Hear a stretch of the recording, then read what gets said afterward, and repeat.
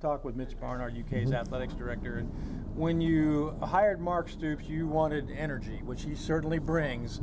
And I can't imagine that you envisioned this kind of first signing day. I mean, the remarkable strides this staff made in a brief amount of time. What do you think? Well, I think a couple of things. I think Mark, number one, brings an incredible resume.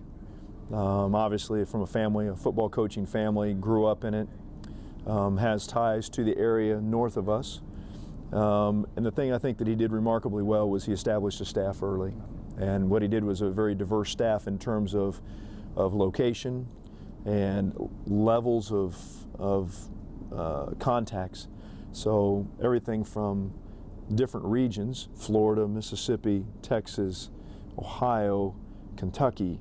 He did a really nice job of branching out and finding people in different areas. And I think what that did was allowed us, as you look at the board today and you see the places we're getting recruits from, it is from a variety of places, and it didn't cause us to have to depend on any one area.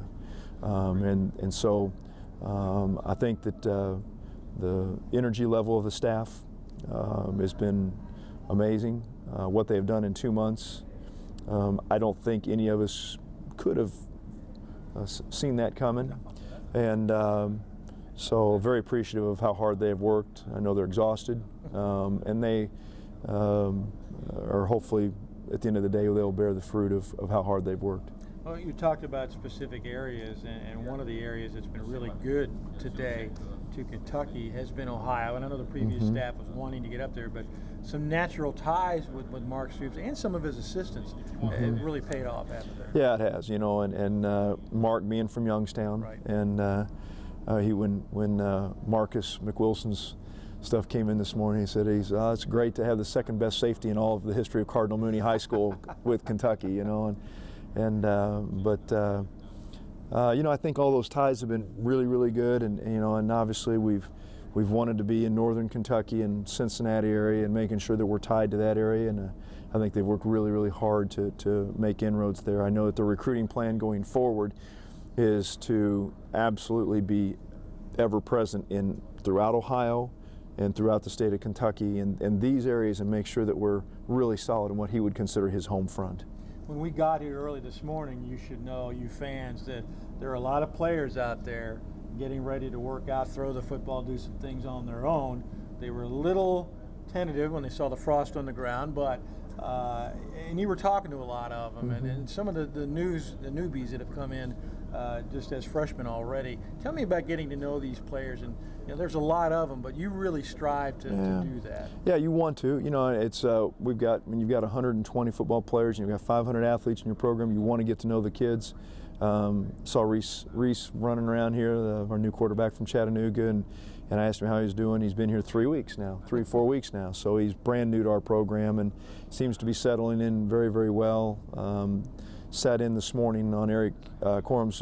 We had our strength and conditioning group in there this morning, and they were in there on Wednesdays is teaching day, and today they taught nutrition. Every Wednesday is about nutrition, so they brought the nutritionists and they go through the slides of what to eat and not to eat, and just a different philosophically about how we're trying to get them stronger, get them more fit, you know, and it's been very, very helpful. I think what's happened as you talk to the guys that are in the program right now and they start seeing names go up on the wall, there's excitement about that, and then a little bit of I better work harder because you know that your spot is, you know, as much as you want new folks to come in, they're going to be competing for your spot. And competition, that's what makes great teams. We all know that. We hear talk about it all the time. Cal talks about getting better in practice because somebody behind you pushes you. I think that's what's happened with these guys, and they're going to get better, and because they're going to have people pushing them and forcing them to compete. Well, when the teams at the top of your conference talk about reloading, that's what they're talking about. No question. People graduate, Heisman Trophy winners graduate, and they keep right on going. Yeah, well, you know, and you look at what Alabama has done on their team when they had the running backs 3 deep, and you really didn't have a lot of drop-off between any of them when they went out. So those are the kind of things that in terms of depth of programs, when you get to the highest level, that's what you've got. So That helps. team happens to be on your schedule next year. Well, they are, and that's good. You can bring them in. We'll have opportunity to have a great stadium. Our fans, the interest with our fans has been spectacular. Yep.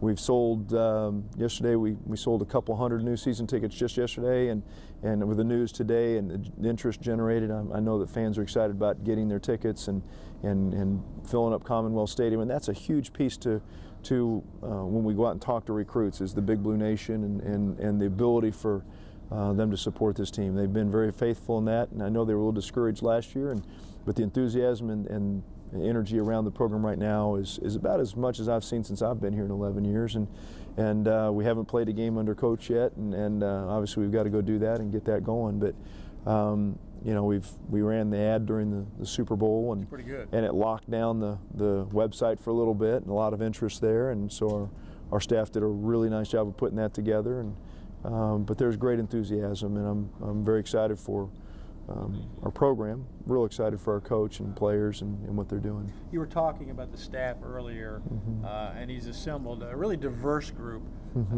but you've got 3 guys who played football here, and obviously know this area pretty well, know this institution well. That's a bonus, isn't it, when you're talking about bringing guys back to their alma mater or a place where they spent time and can really sell it with some passion. Well, you know, and they weren't just guys that have played here or whatever, or coached here. They're guys that are very good at what they do and very good at their trade. I mean, Neil has done a great job of running one of the most prolific offenses in the country, and so he brings that resume with him, with Chad and with John, and they come back to this program and understand Kentucky, which is really, really helpful to us, but at the same time bring something that our fans really, really enjoy and our players are going to enjoy. So I think that's helpful to have that. As I said, when you talk about the diversity of the staff, Mark has done a nice job of blending different pieces of the puzzle, and you know, obviously it's a fairly young staff. It's one of the younger staffs I've ever seen, with the number of, we were joking around, the number of children that they in their families. I'm going, we might need a nursery on game day. I'm not sure, but that's a large number of children, which is good. I like that. I think that brings energy and guys trying to prove themselves and wanting to get better in this business, and to be a member of the Southeastern Conference. And on recruiting day, I don't know how all the rankings will come out. I don't know what that means, but I do know that 2 months ago I didn't know that we would be in this spot. We're in a much better spot today than we were 2 months ago in terms of recruiting. That's a really good thing. The enthusiasm for the program is very, very good. I think the push for our current players is very, very good, and the ability to go into spring practice with tremendous momentum is outstanding. Take the kids on game day, turn them loose in the suites, they can make some new friends. Oh, no question, no question. Let me ask you a little bit, too, about the legislature and the fact that there will be new dollars available, but I think there are still some folks out there who don't fully understand that it will not be your tax dollars at work. And it's I don't know how complicated it is. No. Everything like that's complicated to me, but I think some people still aren't fully aware of how that works. Can you condense that for folks? Reader's Digest version is simply this. In our budget, athletic department budget, we have room in our numbers, our budget, to take out a mortgage on a house, essentially. So we have got the ability, we've got to get permission to do that. So we have got to go to the state legislature. They've got to give us permission to take out the mortgage, so to speak. That is what they call bonding. And they will go before the House. It's at the House, and then the Senate. The governor signs the bill, and then we have the ability to take out bonds, and those bonds are sold in the marketplace. Right. We pay those back through revenues that we create in the athletic department. Those aren't state tax dollars, those aren't state funded dollars, have nothing to do, those are monies that we have self-created with Southeastern Conference revenue sharing, ticket money, donations in our program, all that money that has come in of our $90 million budget, we spend that money to go pay our mortgage. So essentially that's it. It has nothing to do with anybody's tax dollars, any money coming from the state revenues, nothing like that. This does not impact the state in any way, shape, or form. And it is totally on us and on the university to make sure that we manage it correctly. In doing that, we have also agreed to help fund a science building here on campus for academics. We've got room in our budget to do that. We want to help the academic side of the university, a science building on campus. It's one of the most heavily utilized buildings. We have 4,000 students that go through that building every day to take classes. I took an English course. Yeah, see? An English course. And so we've got to get that updated. Yeah. And so we've agreed to help with that. Real important part of our process to do that, and it's something we want to do. But again, no impact whatsoever in terms of people and where those dollars are generated from. So we do that ourselves. We're very fortunate. We've had really good, I think our staff has done a really good job of stewardship of the monies. We don't have a lot of debt in our program. We're very fortunate in that. And so it allows us room to have a little bit of a mortgage, if you will, and hopefully that'll be finalized here in the next week or two. Then we can go ahead and get to the spot where we can sign some contracts and get out there and design this thing and get the timetable locked down, get with Coach Stoops, find out what is going to serve the best interest of Kentucky football for the next 20 to 30 years in terms of facilities. Really put something in that stadium that hopefully will the fans will be excited about. People get excited about the stadium, but I always try and remind them that the players are only in there 7 times a year. That's right. All right. The rest of the time is where they live, whether that's a weight room, a medical center, or their locker room, team meeting rooms. That's where they live, and those are the things we've got to make sure that are really, really good for them. And so we've set aside a set of money for that, whether that's creating something, doing some renovation work here at Nutter, or another alternative, which we're thinking our way through that. But the great majority of those dollars will be spent on the stadium, of which we're trying to create new press area, new press box area, which will encompass clubs. Yeah, a few media guys, and we'll create a new suites, and then the club seat area. We're going to create some club seats. It might reduce the size of our stadium just a touch. We don't need it to be great. What you're seeing right now in the marketplace is stadiums that have fairly prominent programs that have got gaps, even in big games, sitting there with gaps in their stadium of 5,000 and 10,000 seats. You know, what you don't want is to have a really big game and for no one to come. We're competing with the television. We've got to make sure that we've got a really quality product in a very good atmosphere, and it's fun to be there. And so we've got to make sure that we do all of that. Want to get our students back, and one of our great focuses next year with our staff and with the coaches is to make sure that we get those students back in the stands for Kentucky football. We need them in the stands. I know Jeremy Jarman's been working very on that important, area, hasn't he? Very important for us to do that. Yes. Yeah. You talked about competing with television. Every game now is televised, yes. Obviously, per your deal with the Southeastern Conference. Mm-hmm. And you're talking about game day experience, and I know in a lot of cases for some people, you know, for lack of a better term, sitting in the man cave can be a better experience than going to the stadium. How much of a challenge is that? You sort of touched on that, but well, that's formidable, isn't it? Yeah, I think it's real important that we've got to keep the experience good. We've got to have things like quality concessions, really good restrooms, good video boards, good game day atmosphere. We've got to create a safe environment for people who want to come to the games. You know, and I understand everybody wants to have a good time. We've got to make sure when they come in, they get in the stadium, that it's a quality family atmosphere. What we've got to see, what we're seeing is the age group of the fan base is getting older, and that's not a bad thing as long as you're backfilling it with a younger fan base. The younger fan base is saying, I can get this thing pulled up on my phone, I can watch it on television, I can do all that. Why should I come? Well, because that's part of the experience. We've got to make sure that they don't miss the experience. Right. So, you know, we've been fined a couple of times when we've rushed the field, but I'm sure those kids had a good time. And I don't condone that on any way, shape, or form. Having said that, you know, those kind of moments you can't replicate. Right. And so I think anybody that was in the stadium at the time that we've had those moments can think, yeah, that was really fun. Yeah. You know, and I remember, you know, you can't get that watching it at home.